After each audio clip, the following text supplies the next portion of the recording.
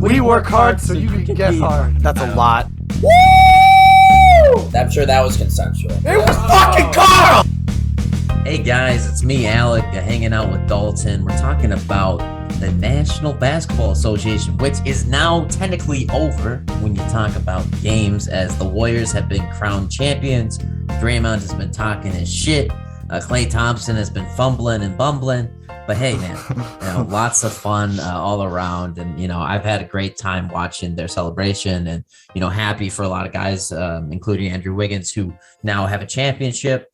Gary Payton II as well. But Bielitsa. into what you got there, buddy? Bielitsa, second Timberwolf. Oh, Bielitsa, that's right. Freaking forget about him. He did play a little bit in the playoffs, I suppose. Yeah, a little bit.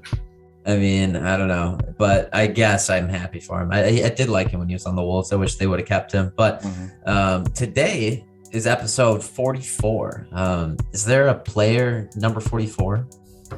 Comes to your mind? Robert Williams. Is this the Robert Williams episode? Yeah, that's probably it. It's All probably right. the best. It's the best one we can come up with, top of mind. Robert Williams episode, obviously, key player for the Celtics. We're not going to talk about him today. Rather, we're talking about John Collins, who's a free agent now not a free agent. I'm sorry. He's a hot trade candidate right now with the Atlanta Hawks as they're looking to shake things up.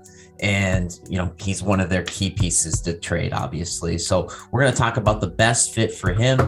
And we were gonna talk about the best fit for Jerami Grant as well, but right before we started recording this, he got traded to the Portland Trailblazers. So we're gonna react to that trade. We're gonna spend some time talking about the Oklahoma City Thunder with their offseason, give them a blueprint of what it's gonna take to be in the playoffs within the next year, maximum 2 seasons, and then after that, we'll talk about third-year players. So guys going into their third year that are poised for a breakout, maybe beyond expectations is what we're thinking here. And then we're going to talk about our Mount Rushmore of perimeter defenders all time. So, we saw a clinic be put on by some players in this playoffs. Just like any year, there's some defenders who really show out on championship teams. But we're going to talk a bit about who was like that top 4 or top 5 all time. I don't know what you ended up doing, but there's only 4 heads on Mount Rushmore, right? So yeah, I guess top 4, baby. As of today. As of today, the day of recording this, till they put my boy Barack Obama on there. Till Barack becomes a rock. Oh, rock. Anyways, those are our topics. Strictly Ball Business, episode 44, baby. We are going to talk. Oh, Jerry West is number 44. Yeah. Oh, there you go. We got it. Jerry West is a great player, and he's been a great executive as well. So this is the Jerry West episode. We're going to go into our first topic, best fit for John Collins, who's a hot trade candidate. As we record this, it's a day before the trade deadline. He very much could be traded, within hours here, I would say. I'm very curious who you think is the best fit for John Collins to get traded to, given all circumstances, kind of regardless of maybe what the package is. We'll get into that as well, but more specifically, like, where's he going to succeed the most?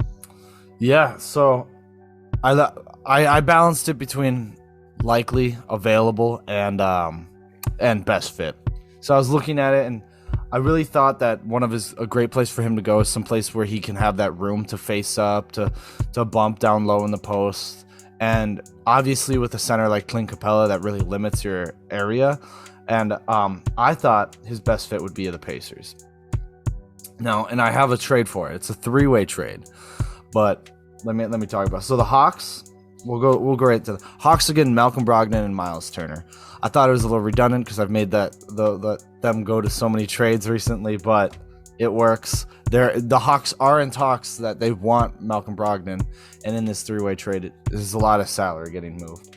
But so the Pacers would get Gordon Hayward, John Collins, and James Bouknight, and then the Hornets would get Clint Capella, Buddy Hield, and Jalen Johnson. So right out of the gate, Collins, like I said, face-up scorer, doesn't have to deal with Capella. He could be the center. I mean, that kind of really opens up everything for them. They can have Isaiah Jackson play the center like they had been at the latter part of the season. He can play center. Do I think he's going to be an effective center in this league? No. I think that he's a pure 4. I think that's you can play him in small ball. He's a small ball center, I guess, if you have the right lineup. But I think that's his preferred. What do you think of that trade? Yeah, I think, I don't think it should be they should shy too much away from having a nice center next to him. Obviously, being next to Clint Capella has pushed him out a little bit too much. But I think more so what's pushed him out is his lack of defensive ability. Like he's going to kind of have that problem wherever he goes, I think. So that's kind of what you're giving and taking with him.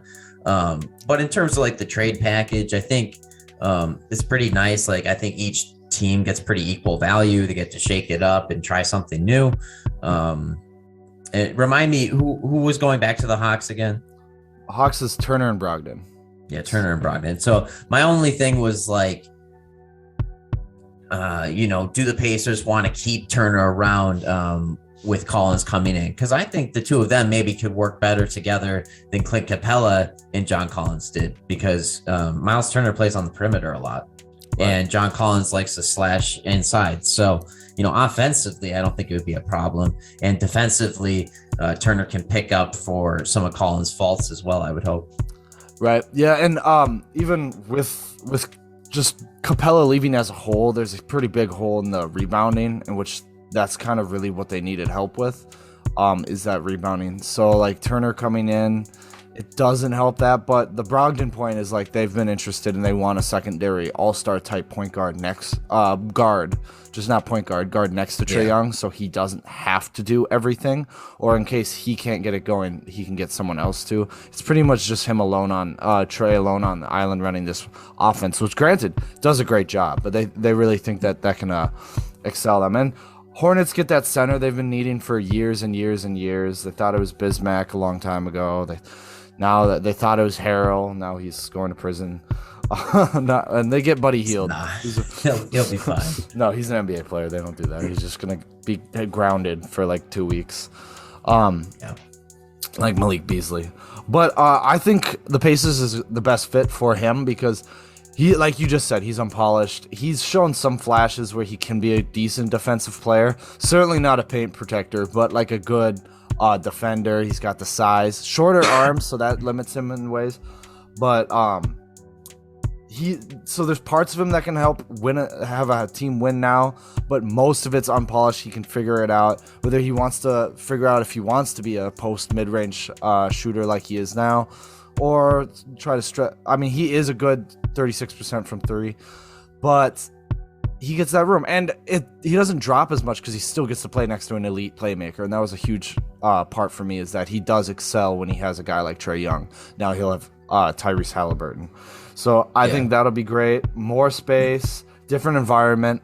I do think a new coach might help him because it's shown that the locker room may not be the right environment for him now. I mean, he's not friends with Trae Young. You don't need to be friends, but he doesn't get along as well. And maybe Lloyd Pierce is rubbing him the wrong way.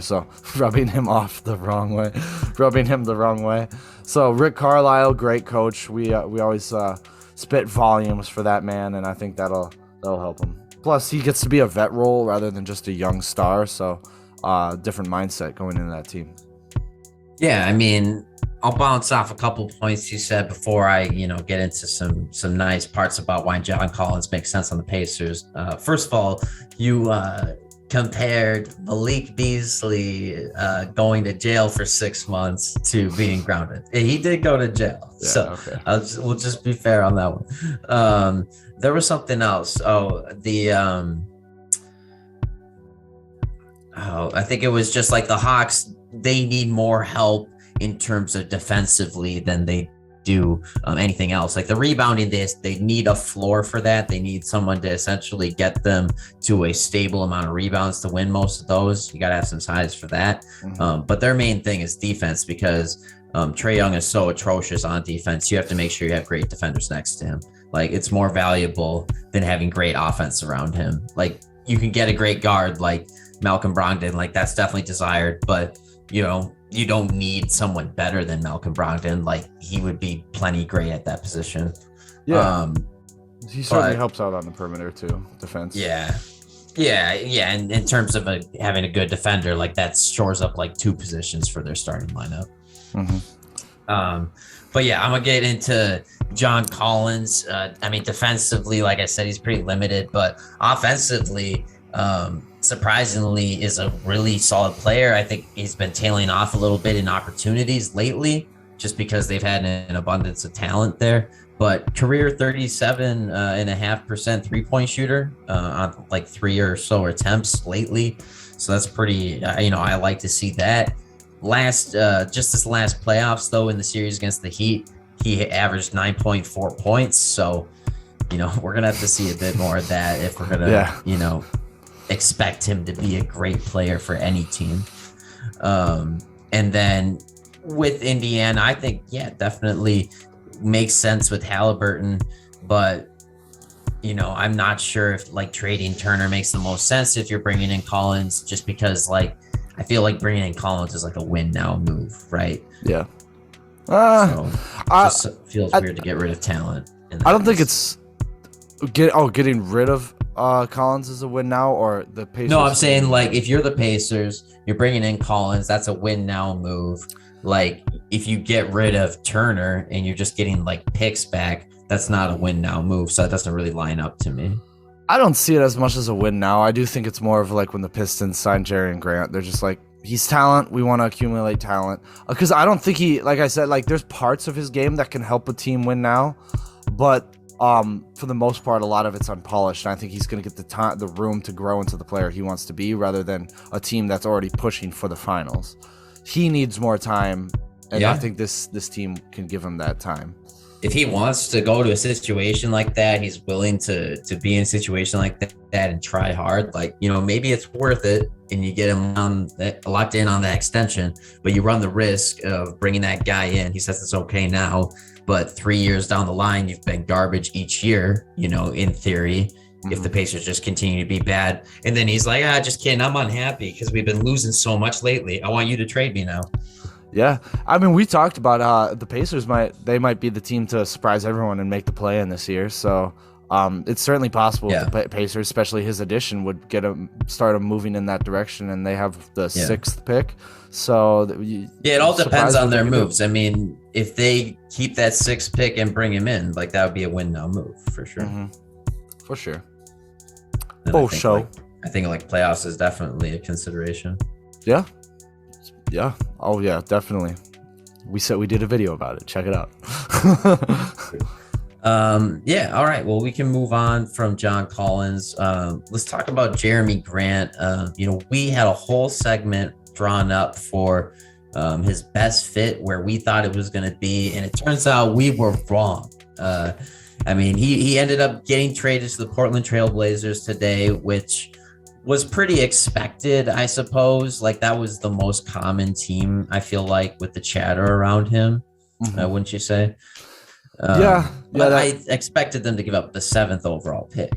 Yeah, that's kind of crazy that they did it without it. The 26th and no, not the 26th, the 25th Milwaukee first, and the CJ trade exception they got from the Pelicans, which is kind of crazy. But that was pretty much it. Like it almost seemed like they just gave him away.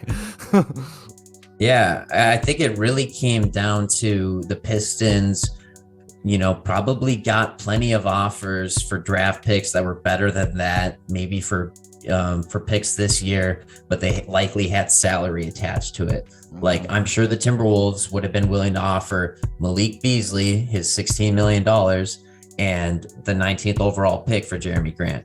But they clearly wanted to free up some cap space, because now they have $43 million in cap space for this year. And they are one of the top 2 most linked teams to DeAndre Ayton. So I think DeAndre Ayton I don't know if this means he's a lock to go there, but I don't know what their backup plan is if they don't get Ayton. Yeah, I mean, we can start. Yeah, let's start with the Pistons side. I like it if they get Ayton, because Jerami Grant, we talked about it. If he was cool to stay, then keep him. But if he wanted to leave, it's not really that big of a deal because they have Cade and they have this 5th pick now. And I feel like they are in the best position to get DeAndre Ayton. If DeAndre Ayton truly wants to value money over it, which is not a poor choice. And also, I don't think the Pistons are the dumpster fire they were 2 years ago. I think you go into the Pistons, it's a new culture. You got Cade, you got Sadiq. There's promise. Obviously, whether they pick in, whether it be Keegan Murray, Shaden Sharp, Jaden Ivey. Sounds like a lot of Pistons fans want Jaden Ivey from our Pistons video. But that would be great. Yeah, it would be great. And so there's a lot of promise here, and they still got some nice vets like Kelly Olynyk, all things considered. I think he's a dirty player, but he's a good, nice vet with these guys. He also has dirty hair. It's just can't do with it. But kind of pushes Isaiah Stewart out of the way, which we've said that he's probably out, not going to break out anytime soon. He'd be a better backup anyways. Yeah, he would. And he was a better backup. But I think it's great. And $43 million, they can almost offer him the max off a rookie scale, which is like 37 right out of the gate or something. He's deserving of it. We've talked about it. He was my 5th best center in the league. So that'd be insane. I'm all for this trade. This is awesome. Even if the Pistons can't pull it off, I don't think it's the worst thing in the world. They still got a pick out of it, and they can sign whomever else they want. Maybe a TJ Warren, probably. I think ultimately this would be great, and I think getting the max contract is less about squeezing every dollar you can. It's more about the respect and being a max player, because there's only so many players that get that designation, and to be one of those guys, you're suddenly in a different echelon. People talk about you differently. You have higher expectations, but you kind of have higher leeway in some instances as well, because people are like, oh, he's a max contract guy in the Eastern Conference. How is he not going to be an all-star next year? Like, he's pretty much a shoo-in as long as he has like a great season, which with his higher increased role, if he's on the Pistons in this scenario, like, he's gonna have way more opportunity than he did with the Suns, which he had plenty of there, but I think like it'll just get amplified for sure. Yeah, he'd be the potential first scoring option, especially on that team. I mean, Cade isn't going to be the first scoring option yet, also because he's growing as a playmaker, so he will pass first out of a lot of the situations he's in. So Ayton would be the first scoring option. I don't see Sadiq being over him or anybody else besides Cade, and I don't think Cade's there yet. Also, but yeah, that's a great point. Like, if I were Ayton and the Suns are like, we'll give you like a $20 million contract, but the Pistons are like, we'll give you more. It's not about the money. It's like, the Pistons think I'm a max player. You guys just think I'm a role player. And he probably, as a number 1 overall, he's like, I'm not a fucking. He's like, I want to make people like look at me and be like, oh yeah, he is that. I get why he was picked number 1 overall. He wants to validate. Yeah, in the Luka draft and the Trae Young draft, he wants to be respected on the same level as those guys. Mm-hmm. And Michael Porter Jr. got a max contract. Oh yeah, and he's barely played. As soon as he signed it, he had to get back surgery. Yeah, and also if Ayton's off the Suns. What do they do? Like, they'd probably be really pissed because they're like, we could have got Jerami Grant in a sign-and trade. Son of a bitch. Yeah, exactly. Now that they took that off the table and the Pistons can just sign him outright, it's like it comes down to, are you going to match it or not? Yeah. And all fingers seem to point to that they're not going to match it.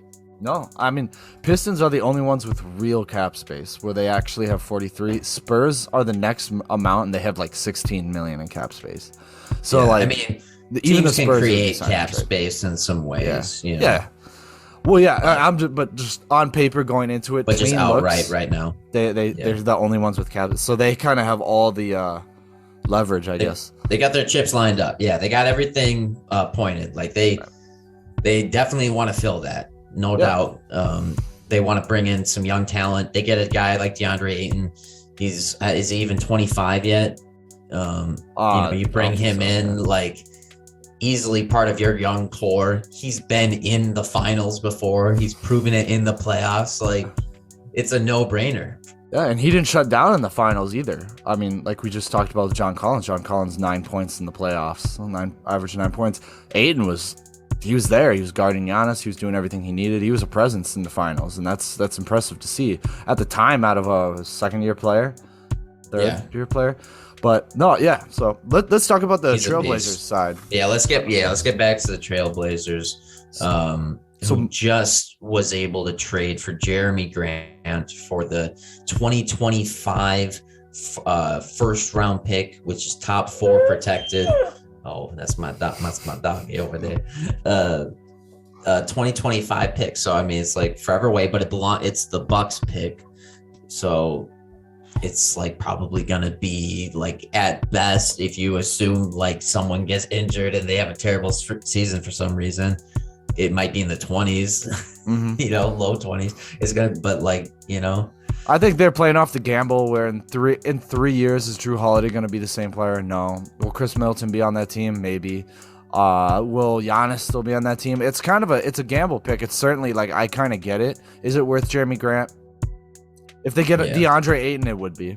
But we talked that for a while. But in terms of Jerami Grant on the team, what do you think about his skills next to Damian Lillard? I think he works perfectly next to Damian Lillard. My best fit was the Mavericks, and I thought he would be off a ball dominant guy like that. I think he would be perfect, cutting, shooting, defending. He literally does everything except for being effective with the ball in his hands. So this is kind of perfect fit for him. Plus he gets to play off guys like Anthony Simons. And now that they have Jerami Grant, I am leaning to more than ever that they're going to re-sign Jusuf Nurkic.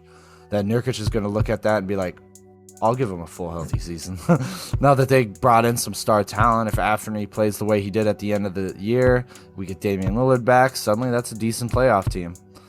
Yeah, I think they still would love to get somebody better than Jusuf Nurkic, to be honest. But I don't know who's out there that's better, so that might be the best opportunity they get. But he looked pretty banged up, last time. Like, he just keeps coming back from injuries and looking slow. And, I hope he's still a solid player, but I think that they could maybe get somebody better. Yeah, definitely. And, I mean, people forget that they have Josh Hart, and Josh Hart is a really good defensive player. He's probably going to be their 3 going into that season. I like say Jusuf. I like that. Say Nurkic stays. That's a starting 5 of Lillard, Simons, Hart, Grant, and Nurkic. I think that's a pretty well-rounded group. They finally have their seventh overall pick. And they're assuming they pick there. It sounds like they like Shaedon Sharpe.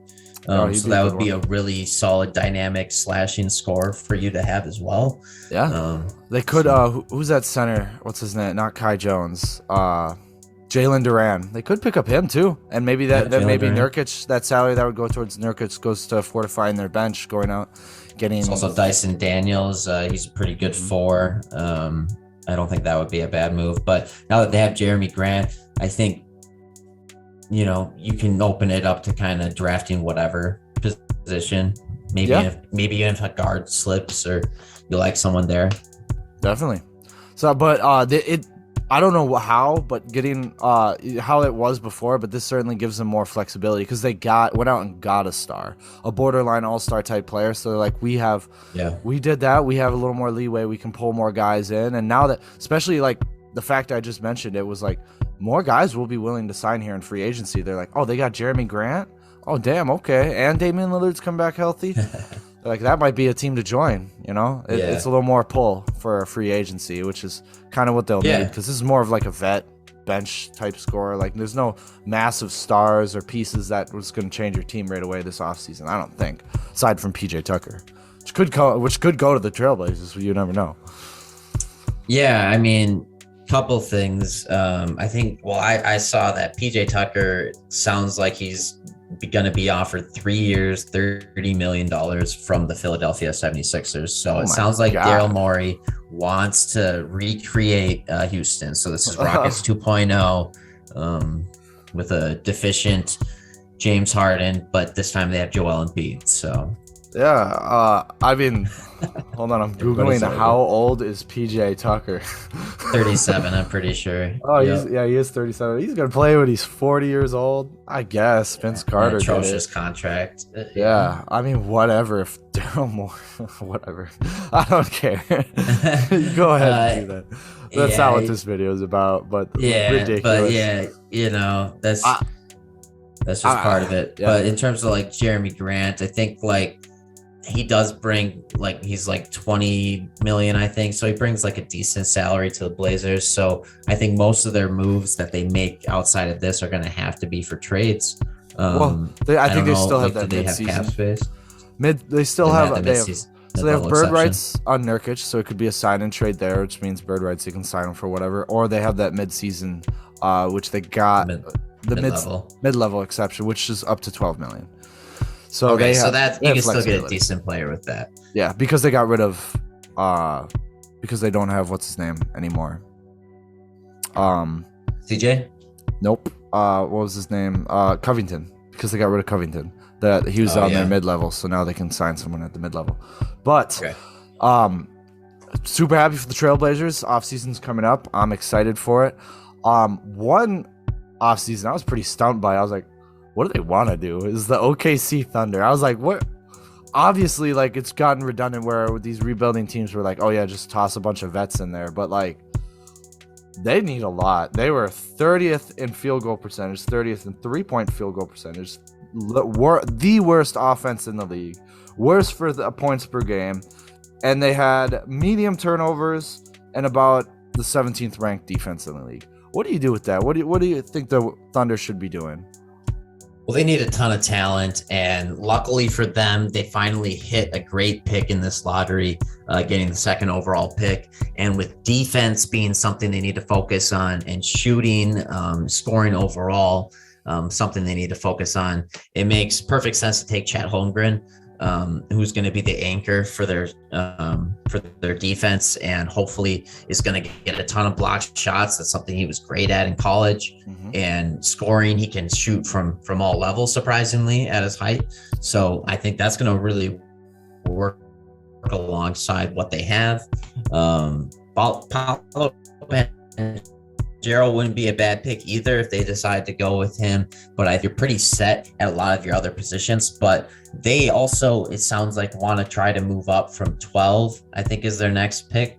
And, if they could get another guy like Keegan Murray, or even like a Jaden Ivey, if they got up that high, I think they really want to get another guy who can get kind of like your original James Harden, like when you were the Thunder of old, as your six men.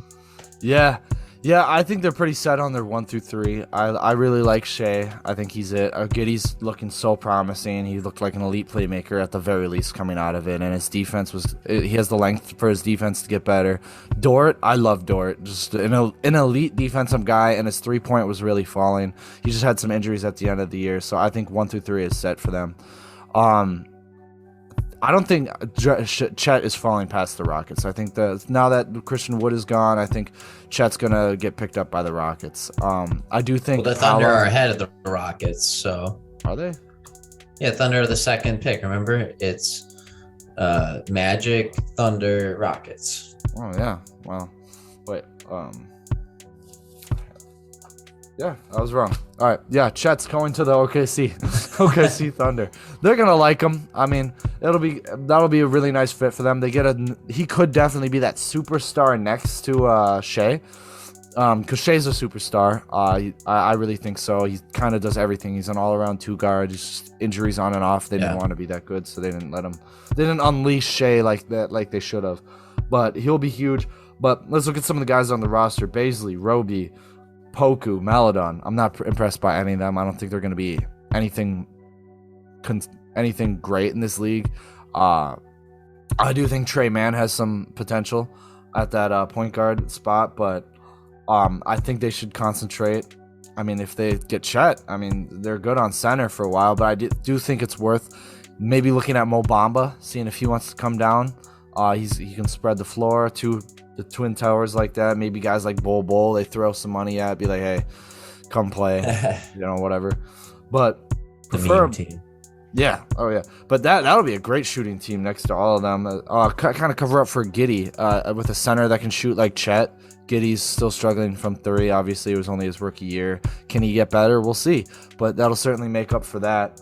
But I think vets is the way to go this offseason. I mean, I don't see any other way. Like, I really like guys like Otto Porter, even Udonis Haslem and Kyle Anderson for this team. They can either fit a starting role or just toss them in the bench. But I think they would really be good for these guys. They have to build a culture. That's kind of what I look at. The OKC is they're so young that it's just kind of cultureless. You know, I don't see as much drive, and I don't mean that in a bad way at all. It's just like you want to see where are they gonna be like, we're gonna be a great offensive team, even a great all around team. I just don't see where they buy in on either end of the floor. I mean, certain players, obviously. Yeah, they're building their culture. Yeah, and that's what the rebuild is about. So I'd like to see them get in a few more vets just to kind of push that culture, be like, this is what we're going to do. Like, more matter-of-fact type players, you know what I mean?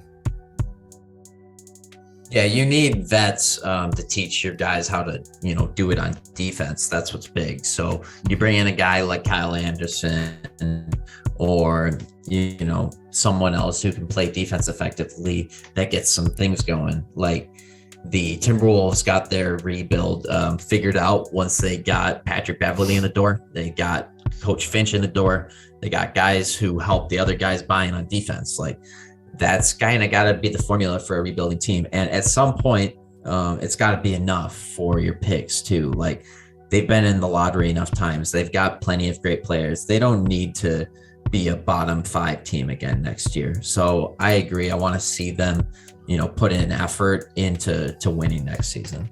Yeah. And definitely, I think two other for a backup guard bench that I'm interested to see on this team is Campanzo. Anyway, from the Nuggets, I think he would be awesome. Yeah, I think he would be cool, and I think they have the salary. Just toss Gary Payton II a contract. See, like, hey man, just come over here, play. Like, you get to play with some cool guys. We like your defense. You get enough room here. I think that'd be cool. Hell yeah, no, Gary Payton would be great there.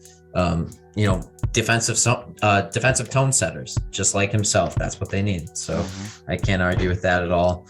I don't really know how active they're going to be in the trade market. It seems like draft night they're bound to be, because they still have like a lot of picks that they need to figure out. Like, they already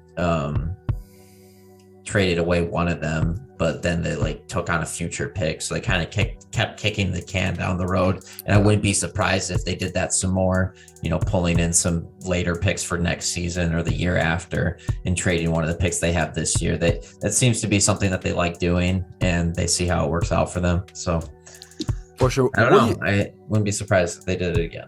Oh, yeah, of course. But what do you guys think about what they should do this offseason? If there's a free agency, is there a vet that you guys are super excited about? Comment below, like, subscribe, let us know. Yeah, let us know. All right, we're going to move on. That was the Oklahoma City Thunder. We haven't spent much time in Oklahoma City, admittedly, but I know someone from high school who moved there. So I guess basically I've been to Oklahoma before. We are going to now talk about players going into their third season. So from the 2020 draft that are poised for a breakout year.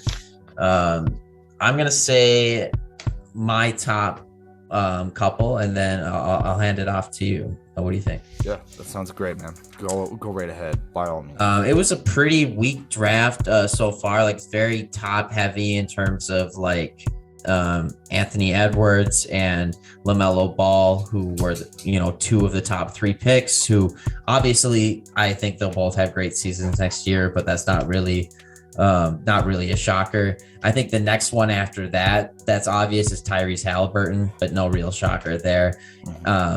The people that we're really looking at is, someone from this draft class who hasn't done much. And that's what a lot of these guys haven't done. Who I think is going to have the biggest leap next year, and he has done some things, turns out, is Jaden McDaniels. Playing for the Timberwolves, he's turned into a defensive asset for us, or for them actually, and his 3-point shot has come together at times as well. His biggest problem tends to be he can't stop falling on shooting fouls. He gets fouls pretty fast. He's pretty thin still, so he gets pushed around pretty easily. But this is a guy who can get pretty hot pretty quick. So he's been a lot of fun to watch, in my opinion. Yeah, definitely. He's on my list too. Really, you're right. Defensive identity. I don't think he's gonna come out and average 15 a game like some of these guys that I'm gonna say on here, or some that already have. But I think he's gonna hang his hat on the defensive end. I think he's gonna go out. What he needs to concentrate on, you're right, is physicality, his coordination, so he can hit a big shot. We saw it in the playoffs. He was, what was it, game 2, game 4 of the Timberwolves versus Grizzlies.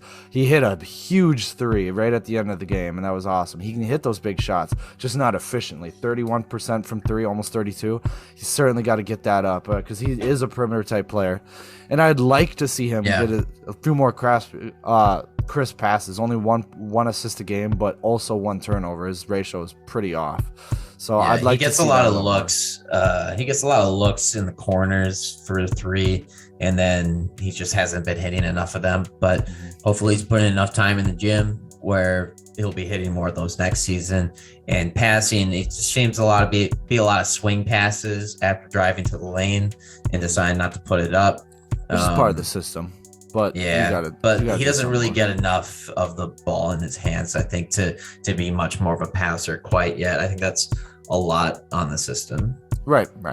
Which I know majority he's going to be off ball, but I'd still like to see him make a little more logic passes where even though it's not part of the system, you find that open man. Because there's so many times I've seen players open, like Cat, he gets frustrated. He's open the paint sometimes. Not everyone's a playmaker on this team. But yeah, he's made my top 3 that he's gonna do a lot better this year. Who else you got? Absolutely. I also had Isaac Okoro, a guy who has averaged just under 10 points per game, but he got his 3-point shooting up a little bit, and I think he had it up quite a bit actually, from 29% to 35%, and I think from his year 1 to year 2, and I think if he can get that up again, get some more shots, continue to improve on defense, because I think that can really be his calling card with the Cleveland Cavaliers as well. And I think he could be a really solid player. This could be a breakout year for him. Yeah, he certainly has the potential to fit into what they need at the 2 guard, which is a guy who can score, hit the 3, and just 3 and D, much like what Josh Hart is now. So I can see him turn into that, and that's where he needs to go. He was drafted. He was said during the draft to be the best perimeter defender in the draft, and that's why he went so high. He's kind of proven that. He's just been very Okogie-like, but I think he's getting out of that. I think he can get there. He's not on my top 3, but I think he can work himself into a nice role in the NBA. Yeah, no doubt. Well, I think like something benefiting him as well is that they're probably not going to have Colin Sexton next year. They might not have Karis LeVert. I think there's more opportunity for him next year. We'll see who they bring in from those trades, from whatever they do, and who they draft. But I got hope in him. Yeah, definitely. The last guy in my top 3 was Onyeka Okongwu. So another guy who I think could be poised by a new opportunity if the Hawks decide to make a change and get rid of Clint Capella. Yeah, I think that's worth it. I mean, he has the ability to spread the floor. He's a very raw defensive type player. He's goes up, gets too many fouls. That's kind of his issue in the early stage of his career. But yeah, if they move on from Capella, I thought about that, but I didn't put him on here because of the likelihood of getting rid of Capella and not finding a replacement for him. But I certainly think he can be a starting center. I think he should be a starting center somewhere like where he deserves to get that time. He's played some good minutes out back in the conference finals against Giannis. They had him guard Giannis for a lot of it. He was a tool. So I think that'd be awesome for him. I think he can get there, but that's more contingent off what happens with Clint Capella. Yeah, I mean, well, he's 6'8", so he in theory could fill in for John Collins even if they got rid of him. But I don't know if Okonwu and Clint Capella work that well next to each other. Might have to be one or the other. Yeah, I don't think he's fast enough on the court to play a four next to a 5 like Clint Capella. He's also not that great of a floor spacer yet, so I don't know if that would fit. They can try it, right, but we'll see. But Trae Young likes to play fast, so one guy that I had, which he kind of already last year was kind of his breakout, but I think he can do better. He showed a lot of potential, and it's really just one side of the ball solidifying his role as Saddiq Bey. I mean, he averaged 16 points per game last season, five rebounds, almost 3 assists, shot 34% from 3. So what I think is his breakout is he's going to solidify that he's going to be a great shooter for this league, where I think his efficiency will jump from 34 to like 39. Doesn't sound like a lot, but his volume is going to go up. I think he's had a 50-point game last season. I think he really can get in that direction. And from there, once he solidifies his role as a 3-point off-ball shooter, much like a Klay Thompson-esque role, I think once he gets there, he can lean more into learning more defense, getting better at that end. But I think he's going to take another step this season. I think it's going to be really cool to see his scoring role on the Pistons. That's a big year for him. I thought his second season here was a down year in terms of expectations for efficiency. Mm-hmm. So definitely think he's going to be able to get back to expectations and beyond here. And I think as a defensive player, he can improve. And I have, high hopes for him there. They're going to add a great player at the number 5 overall pick. They might very well be getting DeAndre Ayton. So having more talent around Saddiq Bey, I think will help him out a lot too, and give him some more opportunities to, maybe get some easier passes in the lanes. Yeah, right now he probably gets a lot of defensive attention. Add a few more people on there, get some more distance, more space off of him. Because right now, who else on the Pistons? I mean, it was Jerami Grant and then him. Who else was going to score? I mean, Cade at the very end of the season, but not at the beginning of the season. Nobody was guarding him. He couldn't hit a shot. So no, for sure. But once he got figured out, he was a real force. But yeah, they don't have a whole lot of other scoring options on the Pistons, unfortunately. My third guy, or who I think is going to be the biggest out of all the guys we talked about, is Devin Vassell. He played great for all the minutes that the Spurs gave him. He was efficient. I mean, 42% from the field, but 36 from 3, 83 from the line, 12 points per game. I really think he's going to be a dynamic scorer in this league, and I think, especially through all the trades, they're going to do something. He's going to get a role. I think him next to Keldon Johnson would work fine, but I really like the way he does, and I think he's going to excel this next year. That's a great pick. I mean, I would love to see what he can do next season. I think the Spurs are a team that shouldn't really continue to go down the same path. I think they got to trade someone this offseason just to shake things up a little bit. And hopefully they keep him around. I think Keldon Johnson is a guy you should consider trading. Yeah, that's what I was thinking too. I know a lot of them. It's not that he's bad or anything. It's just he's not.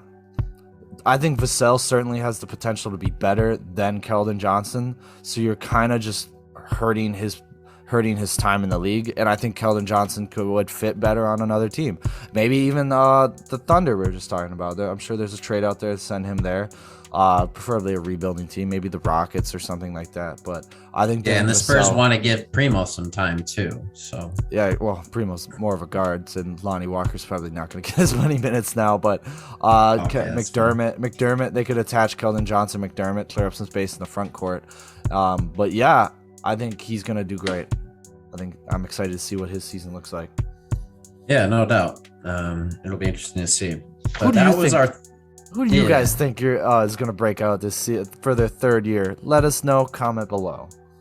Yeah. Comment and let us know what you think. Third year players, 2020 draft so far looking like most of a bust.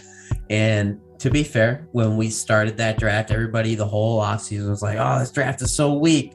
Yeah, wait till the next draft, the Cade Cunningham draft. Like this draft is so weak." Yeah. And it's like, yeah, it's true. There were a couple of really solid players in there, but for the most part, still looking pretty weak.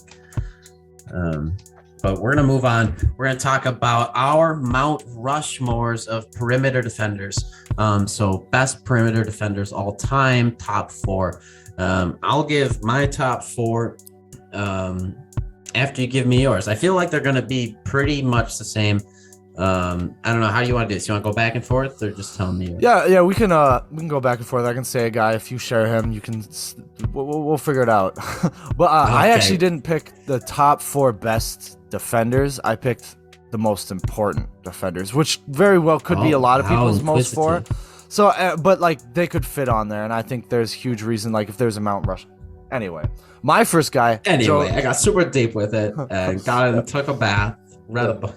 Exactly. Joe DeMar is my first guy I have on Mount Rushmore. He was like antithesis of the bad boy Pistons. 5 all defensive second team, 4 all defensive first team. Sorry, Fred really wants attention. But MJC said he was the toughest defender he ever had to go against, and I think that's enough to put this guy. I mean, 9 All NBA defensive selections. This guy definitely deserves it. He made the bad boys, so he fits the first slot in my Rushmore. Yeah, not a bad pick at all. Definitely someone that I didn't personally think of, but think it's a great pick. My first is probably the most obvious. It's the greatest defender of all time, the glove, Gary Payton. How can you not have him on there? He's amazing. I'm sure you have him on there as well. Yep, I have him. He was my second guy. He's on there. So I mean, Gary Payton the second. No, Gary Payton the second. No, the mitten. So you got Gary Payton and you got Joe DeMar. Yep, and one of my things about Gary Payton is, led this Supersonics. He kind of gave them a name when they first started off. Him and Sean Kemp, they're a huge part of that. He nicknamed the glove, led the league in steals twice. He was the last guard to be before this year. Last guard in 1996 to be Defensive Player of the Year. So that all impressive stuff from him. He really deserves it. But he's an all-time great player. He'll always be remembered. Yeah. So the next guy, this is really the role where I was like, it's not top 4 perimeter defenders of all time, but like important. Where I have Sidney Moncrief. I do think there are some that are better at defense than him, but he was the first Defensive Player of the Year. 2-time Defensive Player of the Year at that, and kind of started off with the Bucks in the 80s. I think he kind of created perimeter defense, the modern perimeter defense, and I think he deserves a spot on this Mount Rushmore. Yeah, why not? It's Mount Rushmore. It's politics. It's all about who you could convince to get there, and they convinced you. Exactly. Yeah. I was like, listen, man, you don't even have a profile picture on NBA.com. This is just a blank graphic over here. That means he's legit. He's real. Yeah. That means he's real. But 80s first Defensive Player of the Year was a guard. It's kind of insane to look at how the way things are now. Yeah. I mean, over time, guys have just gotten so big. It's like size is important in the sport, and if you're really strong, really big, like hard to get around those dudes. I guess they didn't have cornbread back in the day. Kind of hard. Yep. But that's true. Who do you have? Who's your third? Who's your second? My second is Michael Cooper. So Michael Cooper was a great defender for a lot of the seasons. Magic Johnson was there when they won championships. So maybe an unsung hero in our eyes, looking at in retrospect. But when he did play, he was a 5-time NBA champion. He won the Defensive Player of the Year, and he was 5-time All Defensive First Team, 3-time Second Team. And hell, he even won the J. Walter Kennedy Citizenship Award. So the guy, I would let my daughter date my daughter if they were the same age in some alternate universe. Instead, he's about 60 years older than me. So that's not how this one works, unfortunately. Yeah, he almost made my list. He's the forgotten guy of the Showtime Lakers. Nobody cares about Michael Cooper, but he did a lot for the team. He was a huge part of him. So good for him. Yeah. I don't disagree, but he probably would have been on there if I didn't want to go off from importance, and that's why Sydney's on mine. Yes, yeah, you don't think Michael Cooper is important. I get it. I mean, also I looked at the team he was on. I was like, listen, man, I don't know how they might have been able to win without you. I'm not gonna James Worthy. But I'm like, but whatever. Yeah. Who do you got next? Next, I have the man that has to be on there because, without basketball and without this discussion, like people just wouldn't be willing to have it. They'd be like, that's not fair. That's not basketball if he's not there. Michael Jordan, anyways, six-time NBA champion, obviously, six-time NBA Finals MVP. And just in terms of the defense, he was Defensive Player of the Year in '88. He was a 9-time all defensive first teamer, and he was the steals leader for 3 times as well. So always active hands on the perimeter when we're talking about someone who can break up what an offense has going. That's what he could do. And then he would go and stuff it on the other end. So he was really the wrecking ball on both ends. Yeah, I thought he was gonna be the guy that you disagreed with me, but he was my 4th guy on the Mount Rushmore. I mean, I was so impressed by like all the accolades you said, but also being the first scoring option on that Bulls team. Like how insane! This guy's lungs have to be collapsed. His stamina is insane. So like that's just an impressive feat, and everything you said obviously is great meaning. No doubt. I mean, I've argued like LeBron is the GOAT before, but in reality, he's not. Like I mostly joke because like Jordan's did it on both ends forever. And to be, to just be that sort of wrecking force and be able to take the breath out of a team so easily like that and lead your team to, overcome whatever deficit possible. Like, I don't know how you can't think of him as anything else but the GOAT. Yeah, and he's better. His career steals are per game are better than Gary Payton's. Also, he averaged 14 more points for career numbers than Gary Payton, which is still that's the insane part. Crazy. His career stats are 30 points per game. Gary Payton's are 16.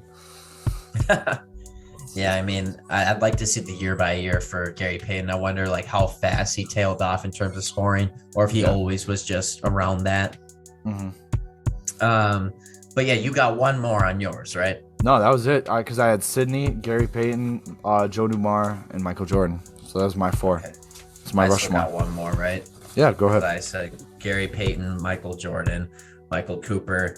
My last one is Kobe Bryant. Okay, also a great finals winner. He didn't have the 6 championships, but he did have 5, and he was a great defender for those. And also a 9-time All-NBA first team defensive player, a 3-time second teamer. He never did win Defensive Player of the Year, but as we got into our modern NBA, there were so many great big men during his time. So it just didn't work out for him. But in terms of guarding the perimeter, it didn't get much better than him. And, he was just so fierce. Like he could fucking make you fumble the ball just staring into your soul. Yeah.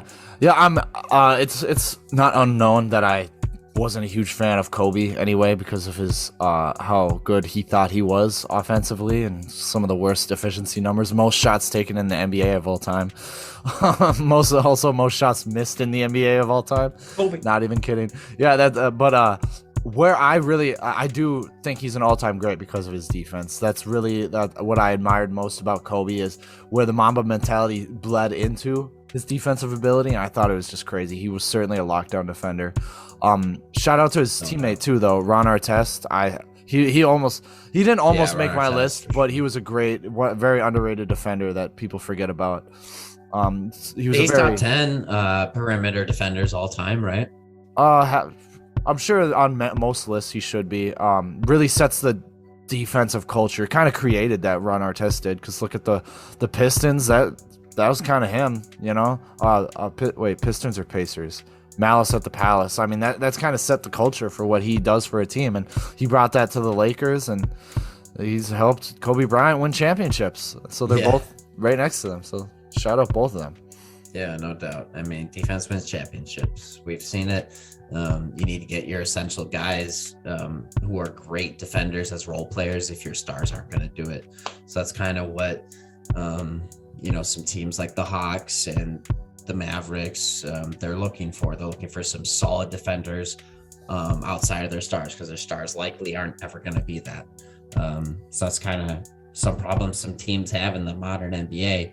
But obviously, if you can get a guy like your Michael Jordans, that do both, like, awesome. You better put whatever else you could do around them, I guess. Exactly. Yeah. But let us know what you guys' Mount Rushmore. Who did we leave out? Like, were there any that are crazy? Were you guys surprised that not a single active player was on our Mount Rushmore? Well, comment below. Let us know. But lastly, I want to jump into a fun thing I was thinking about just on my drive home. So if you could get killed by NBA, like murdered by any NBA player, who would it be and why? For example, I'd be like, if I was to die from a NBA player, I'd want Mike Conley to beat me to death, because it would be the biggest story of ever. So we'd be like, what? And also, like, I would go down as a villain, but they'd be like, what the fuck did he say to Mike Conley, where Mike Conley had to beat him to death? The nicest guy in the NBA. What did he do?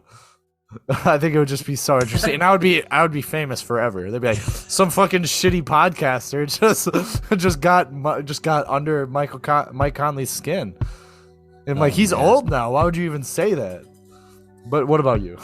give I think you gotta go big or go home in this instance, right? I feel like I would want Nikola Jokic to kill me. Oh yeah, really? How's he gonna kill you? I don't know. He's Serbian. He'll figure it out. He's Serbian. He's just gonna bare hands. Pop my head, probably. Oh, like, what was that? Pop my head off my shoulders. What movie was that recently from? That's not a superhero movie I recently watched. Was that The Boys? I think that was The Boys. Oh really? Well, I know in Stranger Invincible. Things, I'm a couple episodes in. I haven't caught up completely. But there's obviously the curse of Vecna. He just be popping people. Oh yeah, you'd be running up a hill away from Jokic. Be great. Yeah, pop.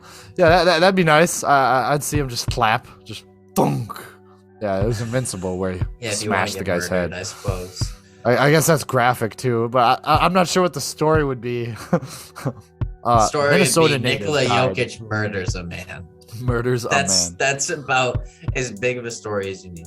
Stephen A's out on ESPN like, this is the drive I wanted him to see. This is a real man now. Why didn't we ever see this on the court other than that time he hit Marcus Morris? This is the drive I've been waiting for. Yeah, I can see that. Kendrick Perkins is like, then JJ. I don't know why y'all mad. JJ Redick could be like, Steven, what are you talking about? Can you just have a normal conversation? A man's dead, Steven. Okay, look, let's pull up the stats here, Steven. 95% of the people touched by Nikola Jokic have died. He's like, look at the stats. Only 2% of Americans have died from Serbians, but 50% of Serbians have killed Americans. These are not the right stats. Look it deeper into the numbers, Steven. Yeah, that's a good death, but I just had to throw that out there. We need an interesting video on there. There you go. Well, there you had it, folks. What player would you want to be murdered by? If you were gonna be murdered, which one would you want to murder you? That's gonna do it for us. Strictly Ball Business, episode 44.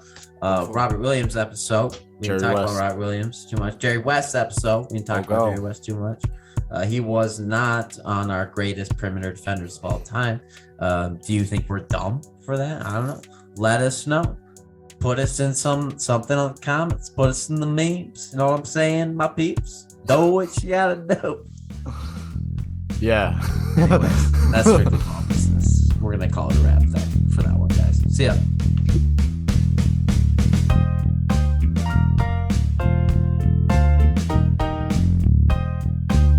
Thanks for watching. Shit. I didn't know this.